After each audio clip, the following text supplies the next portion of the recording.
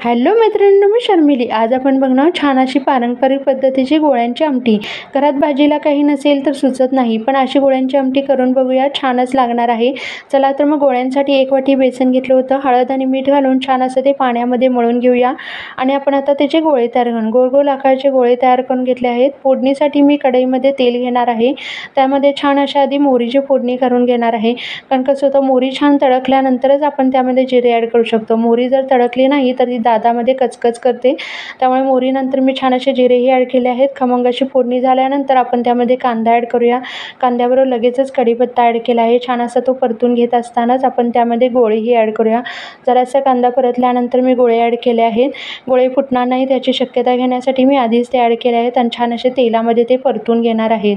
आपण काय थोड्यामध्ये तेलामध्ये ते परतल्यानंतर आपण त्यामध्ये आता सर्व मसाले बघूया। मसाल्यांमध्ये हळद घेतली आहे, कोल्हापुरी कांदा लसूण मसाला घेणार आहे, थोडासा गरम मसाला, थोडासा गोडा मसाला। छान असं सर्व परतून घेत असताना चवीनुसार मीठही ॲड करूया, कारण गोळ्यामध्ये आपण थोडंसं मीठ आधी ॲड केल्यामुळे मी नंतर थोडंसंच मीठ ॲड केलं आहे। छान असे गोळे त्यामध्ये परतून घेतल्यानंतर आपण आता ज्वारीच्या पिठाचं पाणी ॲड करणार आहोत, कारण मी कोणतंही वाटण घालणार नाही हे आधीच सांगितलं होतं। ज्वारीच्या पिठाचं पाणी ॲड केल्यानंतर आपण ते उकळून घेऊया चांगलं, कारण कसं होतं, बेसन पिठाचे गोळे असल्यामुळे त्याला जास्त वेळ उकळी काढावी लागणार आहे। उकळी आल्यानंतर मी त्यामध्ये थोडीशी आधी कोथिंबीर ॲड केली आहे आणि छान अशी परत उकळी काढून घेतली आहे। बघू शकता गोळे कसे आपले वरती तरंगले तरच आपली या गोळ्यांची आमटी तयार झाली अशी समजावी। छान अशी गोळ्यांच्या आमटीची रेसिपी तुम्हाला कशी वाटली?